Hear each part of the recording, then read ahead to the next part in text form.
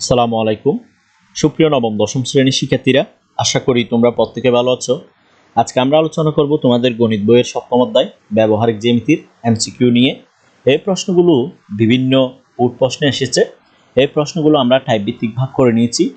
এখানে যে প্রশ্নগুলো দেওয়া আছে, আশা করি এই প্রশ্নগুলো সমাধান করলে তোমাদের সপ্তম অধ্যায়ের ব্যবহারিক জ্যামিতিতে আর কোনো ধরনের সমস্যা থাকবে না ইনশাআল্লাহ।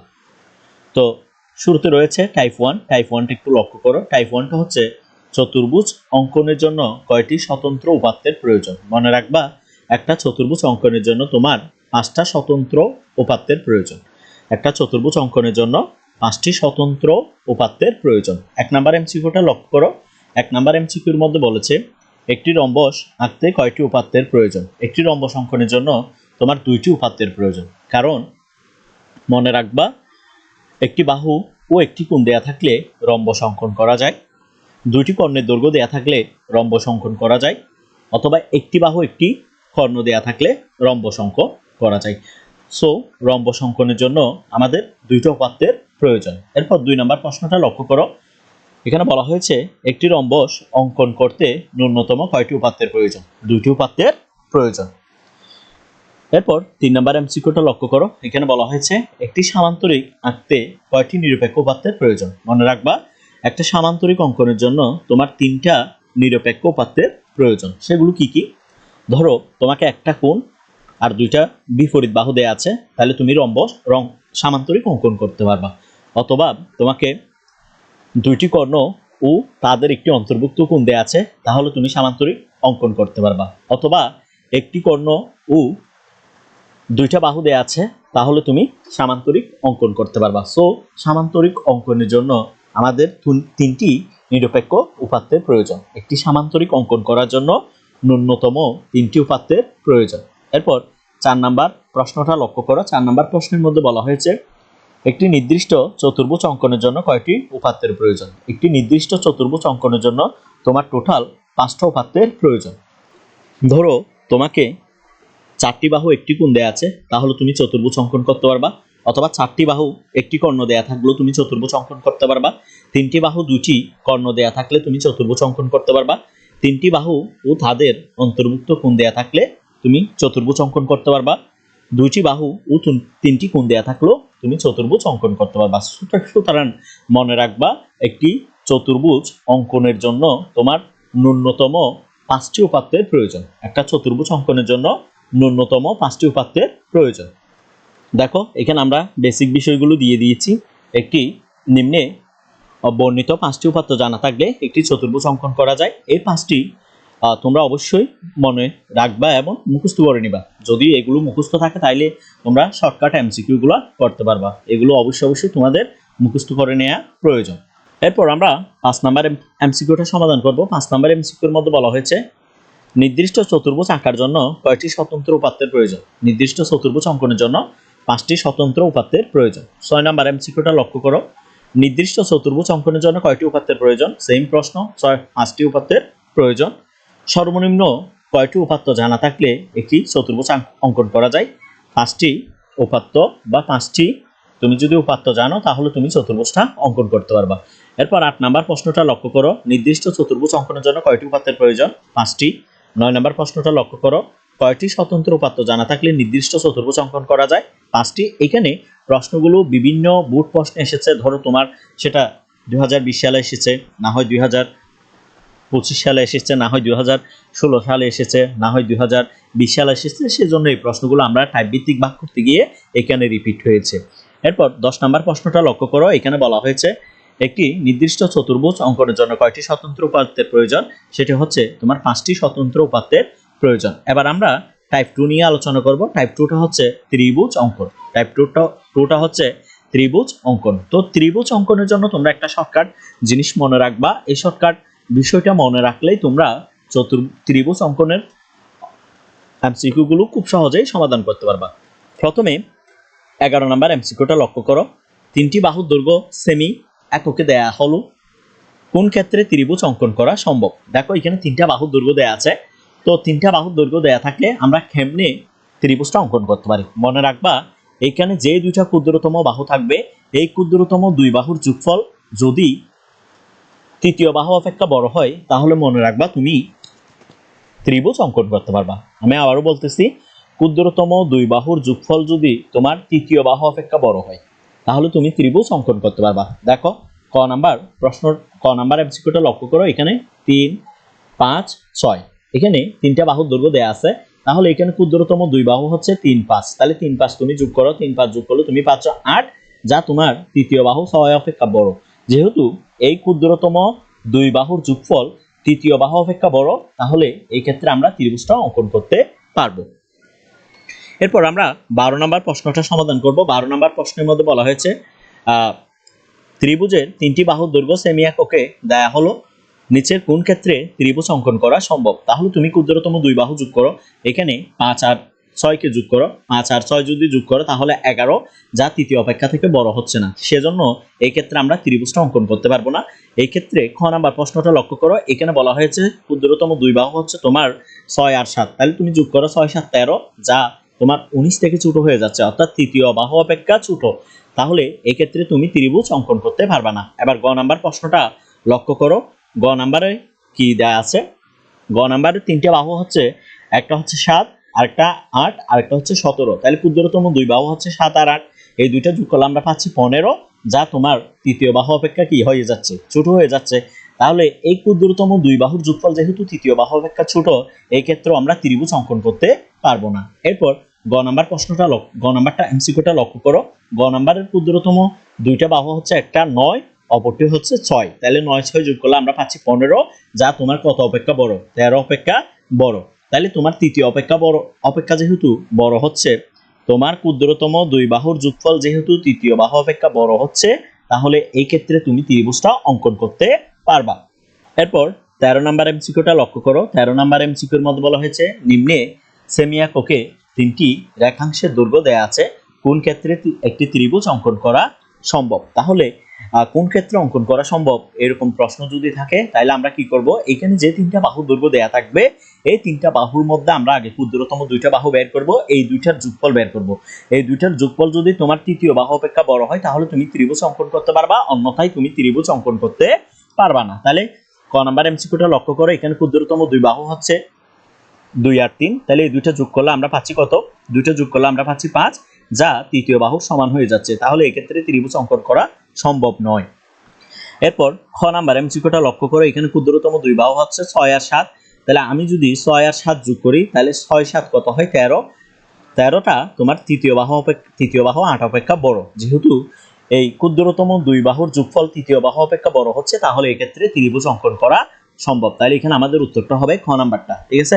এবার 14 নাম্বার এমসিকিউটা লক্ষ্য করো, 14 নাম্বার এমসিকিউর মধ্যে বলা হয়েছে নিচের কোন তিনটি বাহুর ক্ষেত্রে ত্রিভুজ অঙ্কন করা সম্ভব? তাহলে তুমি মনে রাখবা ক্ষুদ্রতম দুইটা বাহু যোগ করবা, তৃতীয় বাহু অপেক্ষা বড় হলে এক্ষেত্রে ত্রিভুজ অঙ্কন করা সম্ভব, অন্যথায় ত্রিভুজ অঙ্কন করা সম্ভব নয়। যেমন এখানে ক্ষুদ্রতম দুইটা বাহু আছে 5, 6, 5 আর 6 যোগ করলে আমরা পাচ্ছি 11, যা তোমার তৃতীয় বাহু অপেক্ষা কি হয়ে যাচ্ছে? ছোট হয়ে যাচ্ছে, তাহলে এক্ষেত্রে অঙ্কন করা সম্ভব নয়।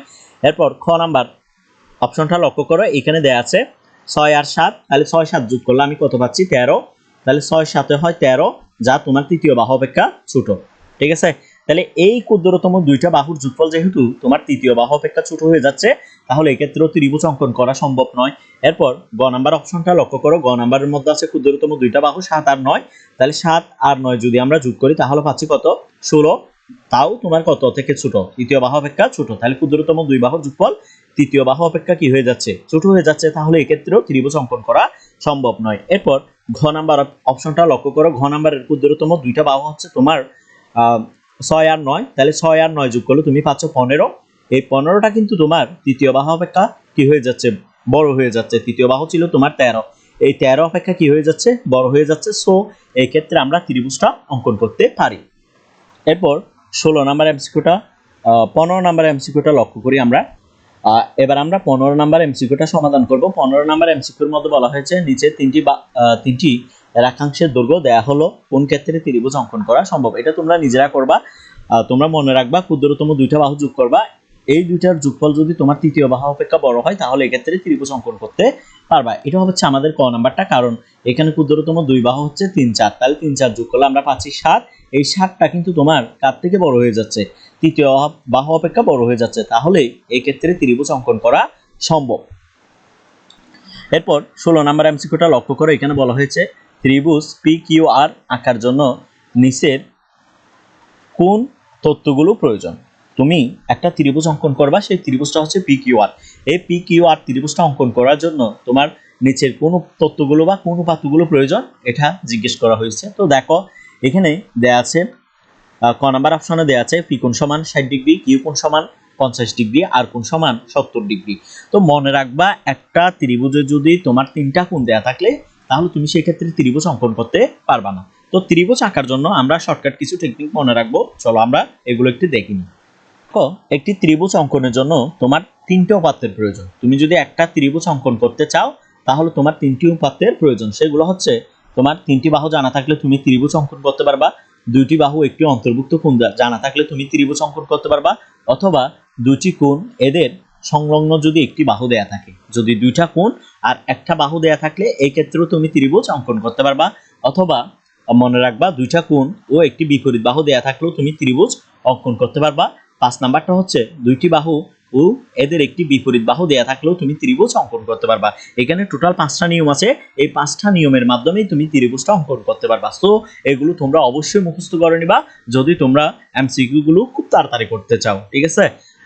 তো আমরা সমাধান করেছিলাম 16 নাম্বার এমসিকিউটা। তো এখানে তোমার টোটাল 3টা কোণ দেয়া আছে, তো এই ক্ষেত্রে তো ত্রিভুজ অঙ্কন করা যাবে না, কারণ ত্রিভুজ অঙ্কনের জন্য যে 3টি উপাত্তের প্রয়োজন এবং 5টা শর্ত থাকে। ত্রিভুজ অঙ্কনের জন্য আমরা 5টা শর্ত শিখেছিলাম, এই 5টা শর্তের মধ্যে একটার মধ্যেও আমরা পাই নাই। যদি কি থাকে, আমাদের 3টা কোণ দেয়া থাকে ত্রিভুজ অঙ্কন করতে পারবো, তাইলে আমাদের ক নাম্বারটা বাদ যাবে, ঠিক আছে। এরপর খ নাম্বারের মধ্যেও তোমাকে 3টা কোণ দেয়া আছে, সো তুমি এই ক্ষেত্রেও ত্রিভুজ অঙ্কন করতে পারবা না। এবার ঘ আর ঘ এই দুইটা অপশন লক্ষ্য করো, এই দুইটা অপশনের মধ্যে ক্ষুদ্রতম দুইটা বাহু বের করো আগে তুমি। এখানে দেয়া আছে 4, এখানে 7, এখানে হচ্ছে 11, তাহলে এখানে তোমার ক্ষুদ্রতম দুইটা বাহু হচ্ছে 4 আর 7, তাহলে 4 আর 7 যদি তুমি যোগ করো তাহলে কত পাচ্ছ? 11।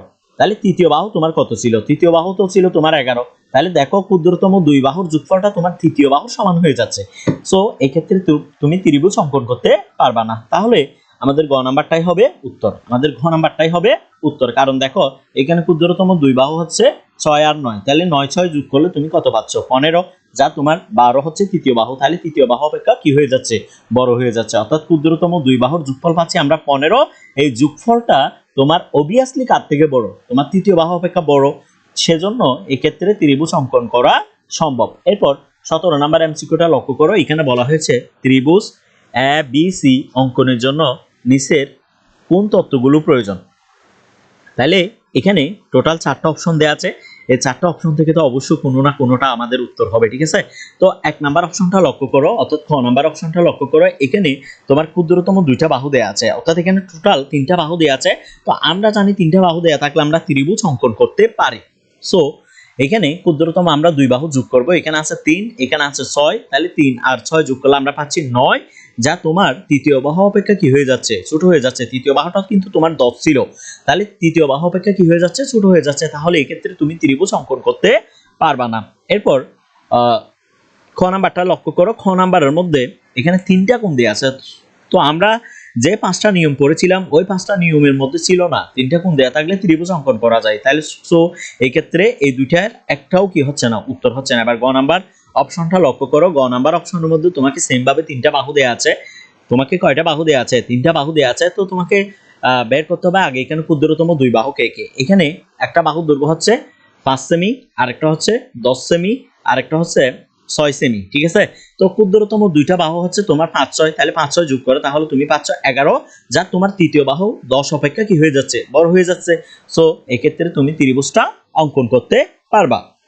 আমরা 18 নাম্বার এমসিকিউটা সমাধান করব। 18 নাম্বার এমসিকিউর মধ্যে বলা হয়েছে একটি ত্রিভুজের দুইটি বাহুর দৈর্ঘ্য যথাক্রমে 4 সেমি এবং 6 সেমি। দেখো একটা ত্রিভুজের দুইটি বাহুর দৈর্ঘ্য দেয়া আছে, এখানে একটা হচ্ছে 4 সেমি আর একটা হচ্ছে 6 সেমি, অর্থাৎ একটা 4 সেমি আর একটা 6 সেমি। তো তোমাকে জিজ্ঞেস করছে তৃতীয় বাহুর দৈর্ঘ্য কত হলে বা কত একক হলে ত্রিভুজটি অঙ্কন করা যাবে। এটি একটু লক্ষ্য করো, এখানে আমরা ধরো ক নাম্বার অপশনটা চুজ করতেছি, তাহলে ক নাম্বার অপশনের মধ্যে দেয়া আছে 11 একক।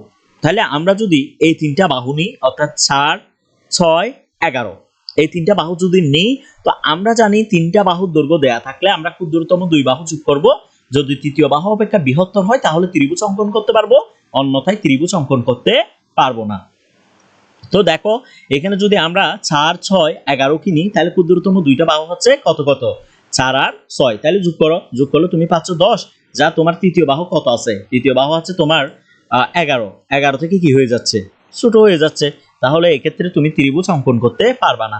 এবার তুমি খ নাম্বার অপশনটা লক্ষ্য করো, এখানে আমরা ক্ষুদ্রতম এখানে তিনটা বাহু এখন পাচ্ছি আমরা, তিনটা বাহু হচ্ছে একটা 4, আরেকটা হচ্ছে তোমার 6, আরেকটা হচ্ছে 7।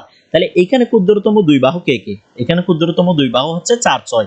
তাহলে তুমি 4 আর 6 যোগ করো, তাহলে কত পাচ্ছ, 10 পাচ্ছ, যা তোমার তৃতীয় বাহু 7 অপেক্ষা বড় হয়ে যাচ্ছে। সো এই ক্ষেত্রে তুমি ত্রিভুজটা অঙ্কন করতে পারবা। বাকিগুলো একটু লক্ষ্য করো, বাকিগুলো যদি আমরা লক্ষ্য করি, এখানে 2 একক দেয়া আছে, গ নাম্বারটা কত একক দেয়া আছে, 2 একক। তাহলে আমরা ক্ষুদ্রতম দুইটা বাহু নিব। তাহলে এখন আমার ক্ষুদ্রতম দুই বাহু হচ্ছে কে কে, 4 আর 2, ঠিক আছে। তাহলে 4 আর 2 যোগ করো, তাহলে তুমি পাচ্ছ 6, যা তোমার তৃতীয় বাহু 6 এর কি হয়ে যাচ্ছে, সমান হয়ে যাচ্ছে। তাহলে এক্ষেত্রে তুমি ত্রিভুজ অঙ্কন করতে পারবা না। এরপর ঘ নাম্বার অপশনটা লক্ষ্য করো, এখানে দেয়া আছে 1 একক। তাহলে তুমি ক্ষুদ্রতম দুই বাহু যোগ করো। এখন তুমি ক্ষুদ্রতম দুই বাহু ভাবা কাকে কাকে, 4 আর 1 কে। তাহলে 4 আর 1 যোগ করো, তাহলে তুমি কত পাচ্ছ, 5 পাচ্ছ, যা তোমার কার থেকে ছোট হয়ে যাচ্ছে, তৃতীয় বাহু থেকে ছোট হয়ে যাচ্ছে। তাহলে এই ক্ষেত্রে তুমি ত্রিভুজটা অঙ্কন করতে পারবা না। তাহলে আমাদের সঠিক উত্তর হচ্ছে খ নাম্বারটা, এটা একটু ভালো করে মনে রাখবা। এরপর 19 নাম্বার অপশনটা লক্ষ্য করো, এখানে বলা হয়েছে স্থলকোণী ত্রিভুজের স্থলকোণ ছাড়া বাকি দুটি কোণ কত হলে ত্রিভুজ অঙ্কন করা সম্ভব। দেখো এখানে বলা হয়েছে স্থলকোণী ত্রিভুজের স্থলকোণ ছাড়া বাকি দুটি কোণ কত হলে তুমি ত্রিভুজটা অঙ্কন করতে পারবা। তাহলে স্থলকোণী ত্রিভুজ কাকে বলে, বা স্থলকোণ কি, স্থলকোণ হচ্ছে যে কোণের মানটা তোমার 90 ডিগ্রি অপেক্ষা বড়, 90 ডিগ্রি অপেক্ষা বড়, 180 ডিগ্রি অপেক্ষা ছোট, যে কোণের মানটা, ধরো এখানে আমরা একটা থিটা দিলাম, থিটা দ্বারা আমরা কোণটাকে প্রকাশ করতেছি। তাহলে এই থিটা কোণের মানটা তোমার কার থেকে বড় হইতে হবে, 90 থেকে বড় হইতে হবে, এবং 180 থেকে কি হইতে হবে, ছোট হতে হবে। যদি একটা কোণের মান 90 ডিগ্রি থেকে বড় কিন্তু 180 ডিগ্রি থেকে ছোট হয়, তাহলে এই কোণটাকে আমরা বলতে পারি স্থলকোণ, ঠিক আছে। তো এখানে বলছে স্থলকোণী ত্রিভুজের স্থলকোণ ছাড়া বাকি দুটি কোণ কত হলে ত্রিভুজটা অঙ্কন করা যাবে। ধরো এটা একটা স্থলকোণী ত্রিভুজ, এটা একটা মনে করো আমরা একটা ত্রিভুজ আঁকতেছি, মনে করো এটা একটা স্থলকোণী ত্রিভুজ, মনে করো এ বি সি, এটা একটা স্থলকোণী ত্রিভুজ। এখানে সি কোণটা মনে করো স্থলকোণ, এই কোণের মানটা তোমার যদি 91 হয়, কত হয়, 91, কারণ আমরা জানি স্থলকোণী ত্রিভুজের স্থলকোণের মানটা 90 ডিগ্রি চাইতে বড়। তাহলে এটারে আমরা 91 ধরলাম। বাকি দুইটা কোণ কত হবে, আমরা জানি টোটাল তিনটা কোণের যোগফল হয় 180 ডিগ্রি, ত্রিভুজের তিন কোণের যোগফল কত, 180 ডিগ্রি।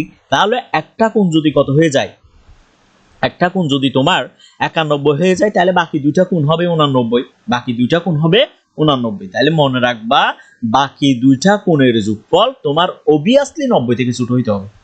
বাকি দুইটা কোণের যোগফল কত থেকে ছোট হইতে হবে, 90 থেকে ছোট হতে হবে।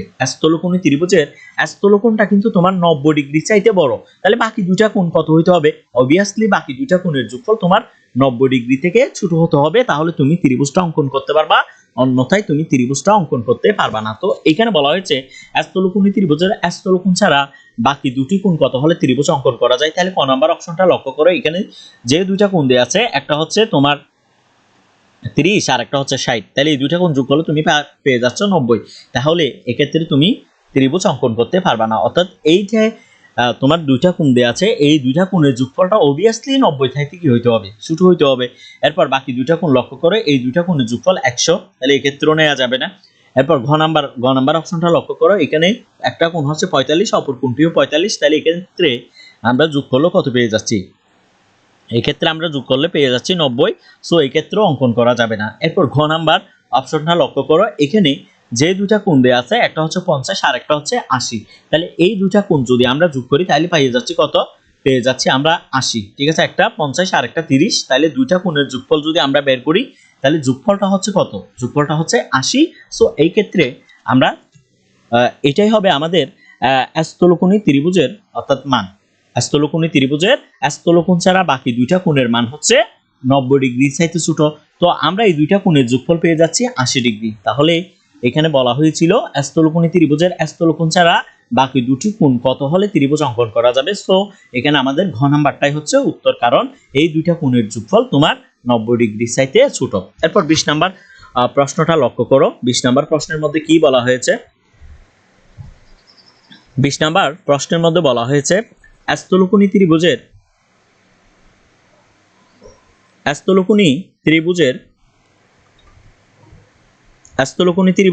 স্থলকোণ ছাড়া বাকি দুটি কোণ কত হলে ত্রিভুজ অঙ্কন করা সম্ভব। তো এটা তো আমরা আগে আলোচনা করেছিলাম, স্থলকোণী ত্রিভুজের স্থলকোণটা তোমার 90 ডিগ্রি থেকে বড় হয়, তাইলে বাকি দুইটা কোণের যোগফল তোমার 90 ডিগ্রির চাইতে কি হইতে হবে? ছোট হতে হবে। তাহলে এই ক্ষেত্রেও আমাদের উত্তরটা হবে কত? ঘ নাম্বারটা। ঠিক আছে, এই ক্ষেত্রেও আমাদের উত্তরটা হবে ঘ নাম্বারটা। এই পর্বে আমরা টাইপ 1 ও টাইপ 2 নিয়ে আলোচনা করেছি। পরবর্তী পর্বে আমরা টাইপ 3, টাইপ 4, টাইপ 5 নিয়ে আলোচনা করব। তোমরা যারা এই ক্লাসটি করেছো তাদেরকে অসংখ্য ধন্যবাদ। পরবর্তী পর্ব দেখার আমন্ত্রণ জানিয়ে আজকের ক্লাসটি এখানে শেষ করতেছি। তোমরা এই এমসিকিউ গুলো নিজেরা অবশ্যই কি করবা? নিজেরা একটু সমাধান করবা। তোমাদের যদি এই এমসিকিউর পিডিএফটা লাগে তাহলে অবশ্যই আমাদেরকে কমেন্ট করে জানাবা। যদি তোমাদের প্রয়োজন হয়ে থাকে অবশ্যই আমরা তোমাদের কমেন্টের রিপ্লাই দিব এবং তোমাদের ইমেলটা দিয়ে দিলে আমরা সেখানে এই পিডিএফটা তোমাদের দিয়ে দিব। আজকের ক্লাসটি এখানে শেষ করলাম। আসসালামু আলাইকুম।